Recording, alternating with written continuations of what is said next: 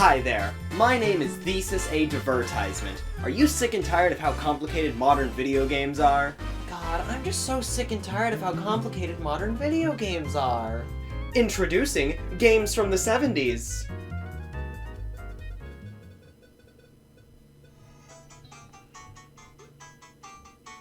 The arcade, something I never truly got to experience. I grew up in an era of swiping a card to play Doodle Jump Arcade for $3, as they had the prices behind points so you don't actually notice how much it's costing. I think once upon a time I visited a Chuck E. Cheese that actually spit out tickets and took in tokens, but even still, it was nothing like the arcades the legends speak of. 25 cents a game in actual video games instead of that one arcade game where you sit in a Jeep and shoot things in Flappy Bird. Modern arcade games aren't bad a lot of the time, they just have a different vibe than they used to. One of the companies that defined the arcades of the golden era was Namco, creators of tons of gaming icons that are still remembered to this day. Don't get me wrong, many other companies made games like them, but I think Namco games are some of the first that you think of when you think of the era. It's either that or Burger Time, and I think I know it was more memorable. So, let's go on a journey through the past, through the remembered, the forgotten, the gems, and the legacy of Namco's arcade treasures. And thankfully, they've made that journey very easy.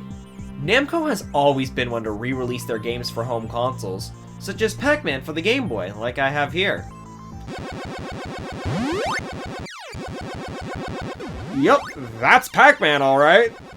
But once the PS1 arrived, Namco would release the first game in the Namco Museum franchise, a series solely dedicated to preserving and re-releasing their greatest arcade hits on modern platforms. Here, I have the very first Namco Museum, released in 1996. In North America. Can you tell? Upon loading up Namco Museum Volume 1, we're greeted with a virtual museum based on the 7 games in the package. It also feels like a Doom level.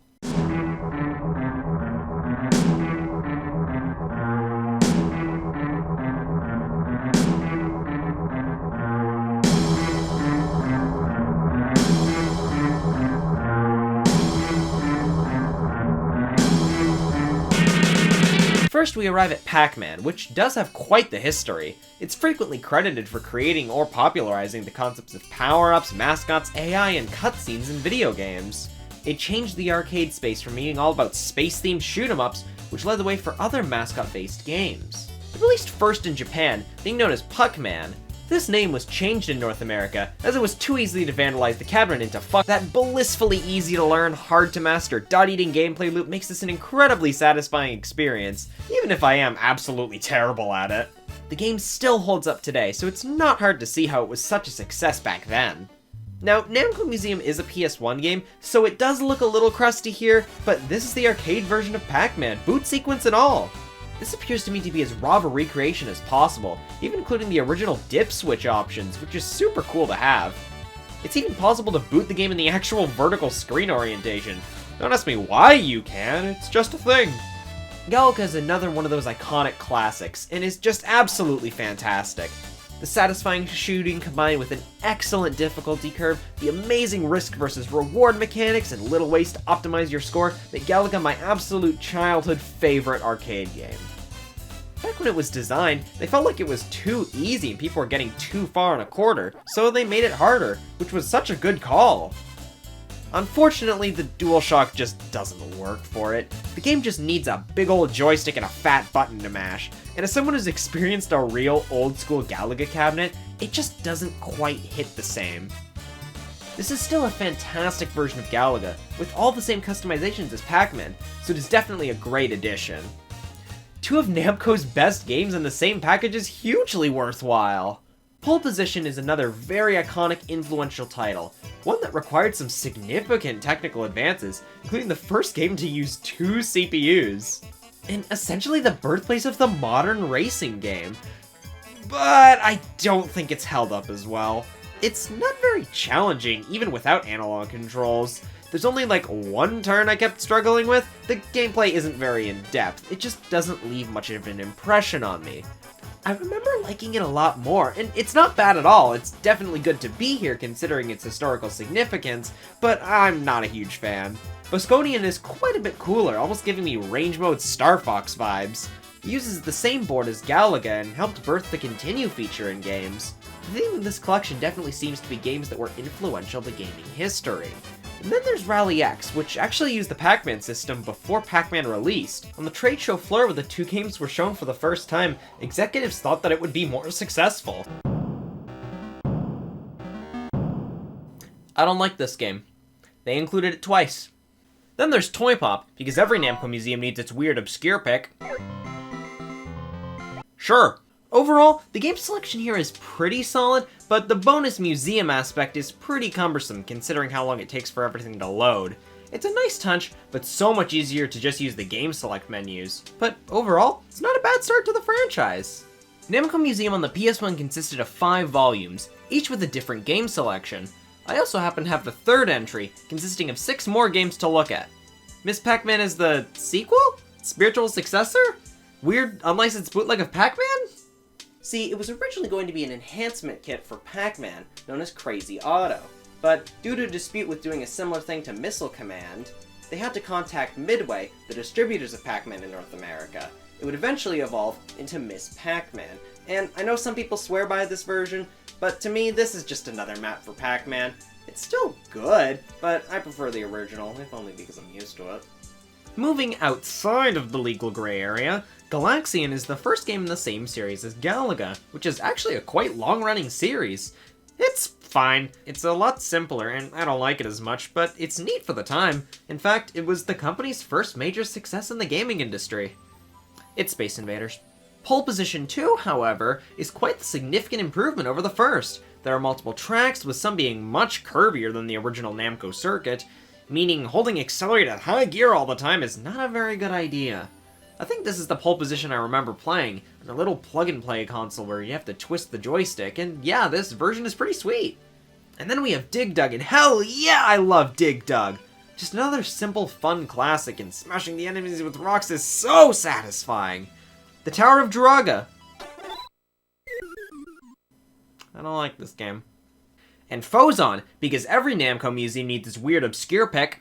What the hell is this? I think splitting Namco Museum across 5 volumes made the game selection overall very interesting. I think the volumes that I have ended up with the best selection, and by the 4th and 5th, the bottom of the barrel was clean. These are not bad releases, but they were clearly the first attempt. And that was the birth of the Namco Museum franchise. Overall, pretty good titles, but definitely gimped by the multiple volumes tactic. More obscure games are great inclusions for novelty, but when they're not supplemented by super quality titles, the individual volumes start to suffer a little. But the series overall was a great success, so more Namco museums were sure to be on the way.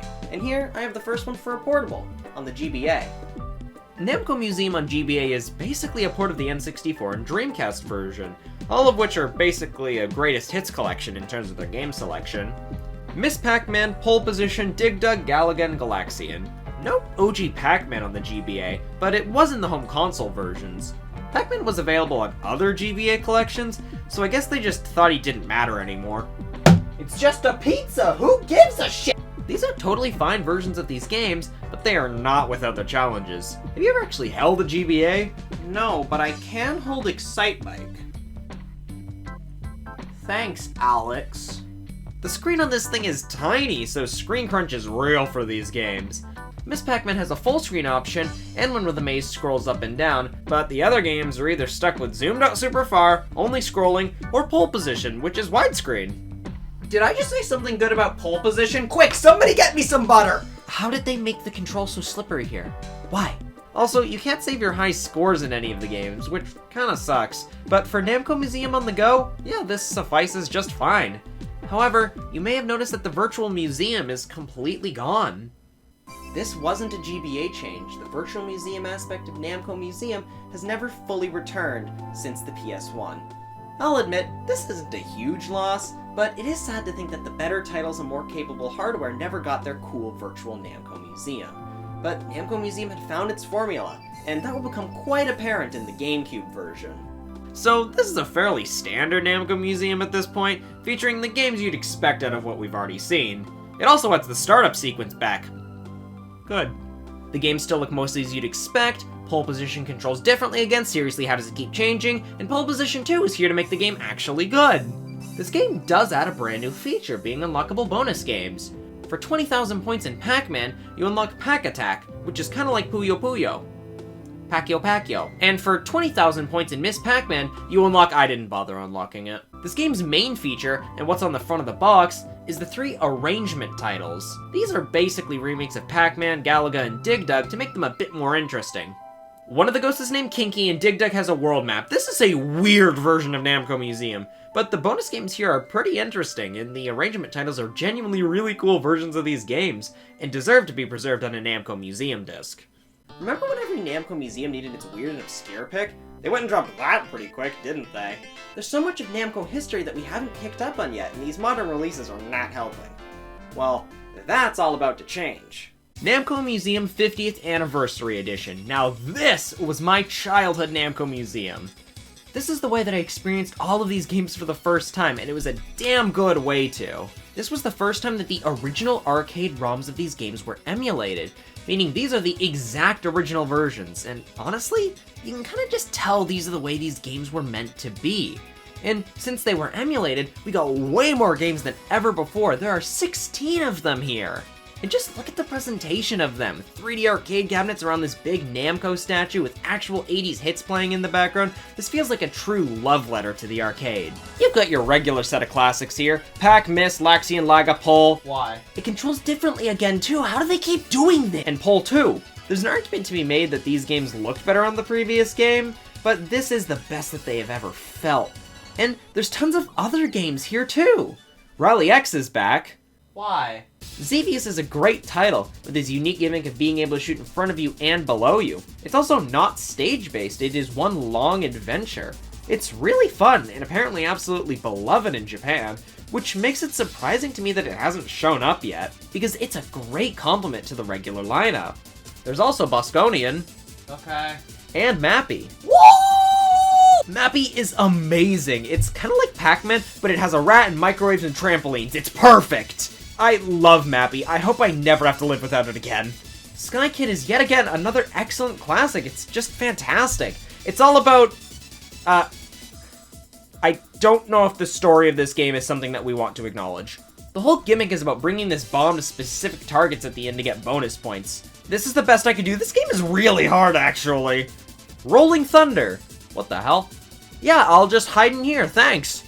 And Dragon Spirit, because every Namco Museum needs its weird obscure pick. This is Xevious. I'm okay with this. There are also 2 unlockable games again, being Galaga 88, pretty much the last game in the Galaxian series before things went off the rails, and Pac-Mania is 3D isometric Pac-Man, which is cool, but I can't see most of the maze and I get confused and lost in 100,000 points! This Namco Museum rules. Pretty much just taking the best from the PS1 collections and putting them into one amazing collection. Transition! Namco Museum DS is... God, it's really hard to differentiate these games from each other. It's Namco Museum but with 2 screens. What more do you want? The settings here are kind of the coolest part, bringing back the dip switches last seen on the PS1, and tons of display options that give the option between sensible controls and sensible visuals, though not to say that this isn't totally playable. There's some light button remapping, options to disable and enable the 256th level of games, which are broken messes in many arcade games. Unfortunately, you still have to actually make it there, so enjoy beating 255 levels of Pac-Man on this monstrosity. Although the 3DS circle pad and clicky D-pad are probably my favorite controllers for Pac-Man so far. There's a score attack mode, but I couldn't figure out what it was, so let's just get to the main event, the game lineup. Pac-Man, Galaga, and Galaxian are the mainstays that appear, along with Xevious, yeah, and Tower of Druaga, for some reason. No pole position. Yes! And there are some games we haven't seen yet, like Super Xevious. What's different? The game's difficulty, position of soul citadels, and special flags vary. Okay, sure. And Dig Dug 2, because every Namco Museum needs its weird and obscure pick. Holy sh! Dig Dug 2 is Dig Dug, but you can sink islands. It's kinda sweet. The way they fall is a little unpredictable though, so after the first round it gets kinda confusing. There's also the old version of this game, with totally different levels. Do you ever get the feeling they added these in to pad the game lineup out? This lineup is kinda disappointing for a Namco Museum this late in the series. You'd think they could add more, but they definitely gave something back. There's a music player, cool. There's a gallery that feels a lot like some of the museum aspects of the PS1 games, which is super cool to finally have back in some aspect. But the true headliner is Pac-Man Versus. One player plays as Pac-Man, and up to 3 more can play as the ghosts. See, in OG Pac-Man, the ghosts are kinda predictable eventually, so playing a version where the ghosts are controlled by real people really does shake up this classic game. Also, it's an example of asymmetrical multiplayer, so screw you, Wii U! This game was actually developed and in some regions even published by Nintendo, and it was originally a GameCube game. This DS version is a remake. Early on, Namco knew their arcade games would have potential to become greater series, so they would begin to experiment. Here, I have Pac-Man 2. Thanks, Randy. What the hell is this? So, this is a point-and-click adventure game where you use a slingshot.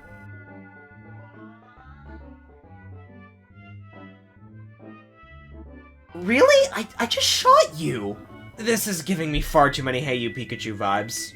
Time to die! And here's Galaga Destination Earth. The only thing standing between Earth and an alien invasion is you.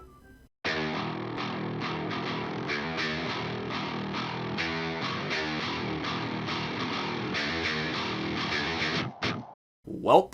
And here's Pac-Man World 2. I hear this 3D platformer takes the spirit of the arcade game very well, but I don't have time for a full 3D platformer. I might for the GBA version, though. Gesundheit. However, the formula shakeup I'm most used to is Namco Museum Remix on the Wii. Yay! Yay? Oh god, you know a Wii game is gonna be a ride when it's 4x3 on a Wii U. So this game is a big hub world and the worst arcade I've ever seen. There's no Pac-Man or Galaga. What? Just like every other arcade you've ever been to? Oh yeah. Instead we get Super Pac-Man, which, I'm sorry, this just isn't nearly as good as real Pac-Man. The new mechanics are neat and all, but I'd take base Pac-Man any day. Screw you! Here's Pac-and-Pal! Every day, we stray further from God's light, assuming God's light is Pac-Man. Speaking of straying away, here's Gapless, and if you can't tell based off of these disgusting monsters, this is Galaxian 3! You'd think that after playing Galaga so many times I'd have something to say, but I really don't. It's Galaga with enemies that move more and I have to spam the Z button to fire. Who the hell programmed these controls? Have no fear though, because we have Cutie Q to enjoy! Does anyone else have the sudden urge to play Super Mario Sunshine? This was actually the 5th Namco game ever released. Sure feels like it! This arcade selection is so weird. There's Galaxian and Gapless, but no Galaga, 3 versions of Pac-Man, but no actual Pac-Man, the worst controls of any title yet. It's got Dig Dug, Mappy, and Xevious, but no Pole Position or Rally X? What is happening here? Well, this game isn't meant to be all about the classic arcade games, despite being called Namco Museum, but this is centered around 5 remixes of Namco arcade games. First up as Pac-and-Roll Remix, this was a DS game. I'd call it a physics-based platformer, all about collecting Pac dots to get past gates and eat ghosts wherever you can. It feels a lot like Pac-Man. There's a few power-ups, plenty of levels, and even some boss fights. It controls mostly well, it's very loose feeling, but the brake button does a good job of making things more controlled. And it does have some light motion controls to dash, but all you have to do is waggle, so it's not so bad. For being just 1 mode of 5, this is pretty great! Rally X Remix, are you kidding me? This is just Rally X. There's almost nothing different about this. Why did you not just include normal Rally X? Or even better, omit it entirely. Gator Panic Remix, this is just whack-a-mole, why? Pac-Motos, not a remix, just Pac-Motos, is a game where you knock bugs off of many different platforms. Admittedly, this is vaguely fun, but extremely repetitive, and the power-ups don't help that much. Also, what the hell is a Motos? And finally, we have Galaga Remix, this is the best one. It's an on-rails shooter that feels just like a challenging stage from Galaga, but sometimes it's a normal wave and there's tons of enemies flying around with incredible music and some fantastic visuals. This is the best remix title! Because a game of Galaga isn't actually this chaotic, but it feels this chaotic! It even has this incredible final boss fight. Oh, it's so good! It's unfortunately very short, only 9 levels, but damn are they ever some good 9 levels! So, this game is pretty bad. There's 2 of them. Yay? So this is very, very similar to Remix, but with a few new arcade games, including Pac-Man, Galaga, and Rally X, thank God. There's also, oh, so that's what a Motos is! The exact same! King and Balloon.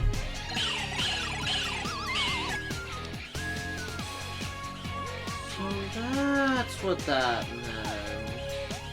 And Grobda. Oh, it's like We Play Tanks. It's kinda neat. This is the Headliner Remix edition of the game, which was so obviously just tacked onto here. I love it. Yeah, this is just We Play Tanks again.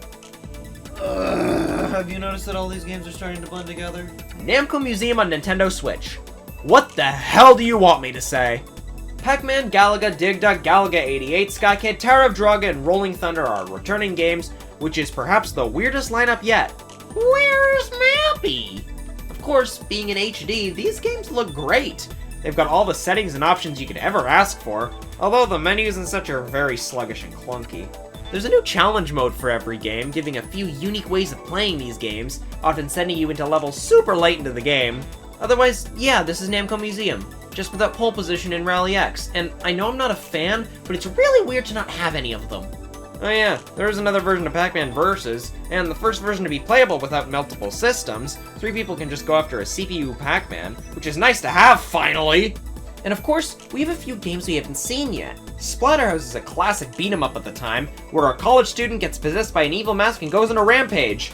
Neat! This kind of game isn't my thing, especially the whole "this is clearly inspired by horror movies and I get jump scared by Minecraft cave sounds" thing. But considering the legacy this game holds, how the hell was this not in a collection beforehand? Of a similar vein, Rolling Thunder 2 is not my thing either. It adds co-op. Tank Force. Oh my god. This was a Japanese exclusive game, and actually the third in a series. It feels a lot like Pac-Man, but you can break the walls and become small. 5 out of 10. You know, we've talked about Pac-Man too many times. How about the NES version? Namco Museum Archives is a collection of Namco NES games instead of arcade titles. It's a distinct reminder of just how far ahead the arcades were compared to home consoles. But these were all pretty faithful versions back then, making these compilations really solid overall. The game lineup here is unfortunately split across 2 volumes because publishers hate us! Most of the games are simply arcade conversions, but there are a few that were only on the NES, albeit some of questionable quality. The Splatterhouse game here is way more fun than the arcade version in my opinion. Mendel Palace... You did this? ...is an interesting inclusion, and apparently there's a Mappy Land. Ah, I found the questionable quality! Easily the most interesting inclusions are Pac-Man Championship Edition and Gapless, as both are brand new to these collections. They were NES games made for them. Gapless is obviously the arcade game, which works super damn well as an NES game, and Championship Edition is a remake of the 2007 game, which means that it goes really, really fast, and this is my absolute favorite version of Pac-Man. It's absolute chaos, and feels even more chaotic on the NES. I wonder if this actually plays on an NES. But what if I used 2 of them? So that's a bunch of the Namco Museum games, but what if I told you there was another museum? You don't give a Pac-Man Museum Plus is a collection of Pac-Man games, but not necessarily in the way you might be used to.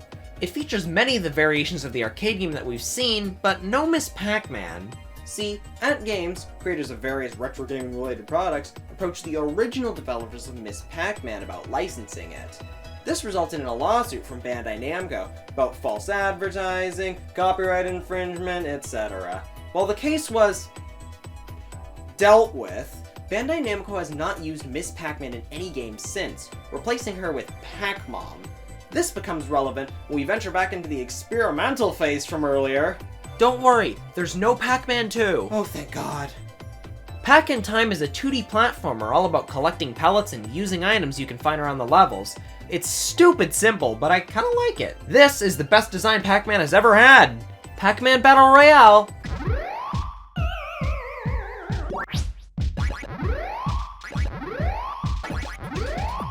Absolutely sucks when playing alone. Pac-Man Championship Edition is the full console game, even as jarring as it is to see the company's logo as while already playing the game.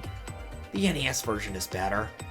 Pac-Man 256 is made by the same people who made Crossy Road, It's like an endless runner across Pac-Man. It is pretty neat. There's even 2 modes from Namco Museum Remix of all places. The game's main draw is the actual museum customization. See, as you play the arcade games, there are like some missions that you can finish, and you get points from them, which you use in a gachapon machine, which lets you get these things that you can place around the arcade. And also you get like these arcade counters that you can place around, so you can have multiple of the same game if you want, and it's all about making sure that you just